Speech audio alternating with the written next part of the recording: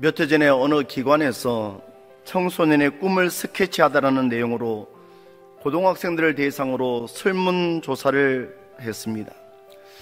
두 가지 질문이 주어졌는데, 하나는 죽기 전에 꼭 해보고 싶은 당신의 꿈이 무엇인가 였습니다. 여기에 대해서 다양한 꿈들이 나왔는데, 어떤 학생은 학교 운동장에 농사를 짓고 싶다, 또 만수르와 결혼하고 싶다. 만수르는 아랍의 석유 재벌로 상상을 초월하는 돈을 가진 사람입니다. 먹고 싶은 치킨 마음껏 먹고 싶다 등이었습니다. 이어서 두 번째 질문이 있었는데, 앞으로 살 날이 1년밖에 남지 않았다면 당신의 꿈을 이루는 것과 5억 원의 돈 중 당신은 무엇을 선택하겠는가 였습니다. 학생들 대부분이 선택한 것은 당연히 꿈이었습니다.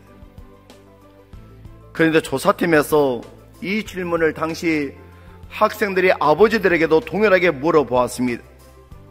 그런데 대부분의 아버지들이 선택한 꿈은 자녀를 위한 것이었습니다. 더욱이 5억 원의 돈을 선택했습니다. 그 이유는 그동안 물질적으로 자녀들에게 못해준 것 때문에 미안했는데, 그 돈으로 가정을 위해서, 자녀를 위해서 사용하겠다는 것입니다.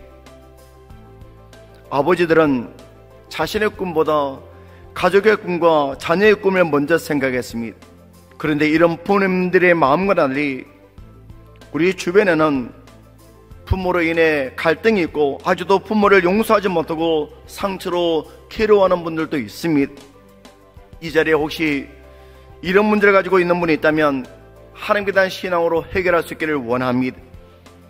이것이 해결되어야 자녀들에게 좋은 아버지로, 좋은 어머니로 살아갈 수가 있습니다. 어느 아버지에게 두 아들이 있었습니다. 그런데 어느 날 둘째 아들이 아버지에게 와서는 앞으로 자신이 받게 될 재산을 미리 달라고 했습니다. 그런데 그 아버지가 무슨 생각인지 재산을 나누어 주었습니다.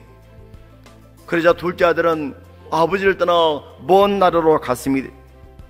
그리고는 그곳에서 흥청망청 허랑방탕하게 살았습니다. 결국 그 아들은 가지고 있던 재산을 모두 써버렸습니다. 설상가서는 그곳에 큰 흉년에 들어 먹을 것마저 구할 수가 없었습니다.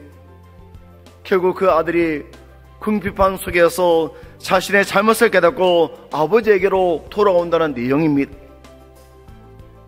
오늘 말씀에서 아버지를 떠났던 둘째 아들이 아버지에게로 돌아왔을 때 아버지가 그를 어떻게 맞이했는지 말해주고 있습니다.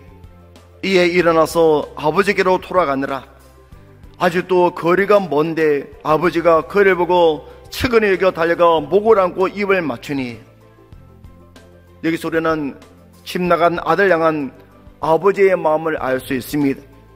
아버지가 종들에게 말합니다. 제일 좋은 옷을 내어다가 입히고 손에 가락지를 끼우고 발에 신을 신기라.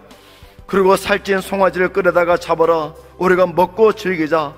이 내 아들은 죽었다가 다시 살아났으며 내가 잃었다가 다시 얻었노라. 아버지를 떠난 아들이 다시 회복되는 것은 그가 뉘우쳤기 때문이 아닙니다. 그가 떠난 순간부터 돌아오기를 기다리고 있었던 아버지의 사랑이 먼저 있었기 때문입니다.